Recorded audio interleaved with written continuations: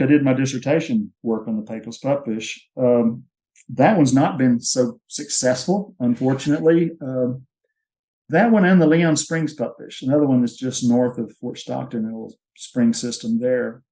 Both of those fish were doing fine over the millennia until apparently somebody with baitfish from the coast, Sheepshead minnow, which is also a pupfish, but it's one that lives on the coast, were hauling them somewhere, New Mexico or what. I don't know what they were doing, but they stopped to freshen their water apparently, and they got out and they got into both of those systems and they hybridized like mad. That's the thing about desert fish. They will hybridize like crazy.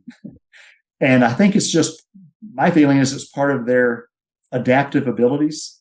When you live in a harsh environment that can change extremely fast and in an extreme direction, if you see a potential mate that's a little different, it might not be a bad idea to mate with them, just to kind of mix the genetics up a little bit, just to maybe some of your kids might be a little better adapted to the next weird thing that comes along.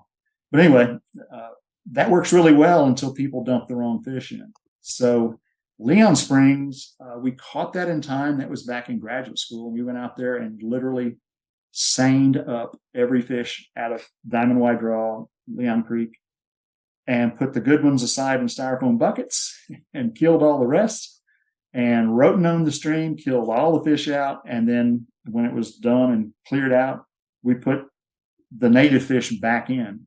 And with some ups and downs over time, it's worked well. And that one's safe.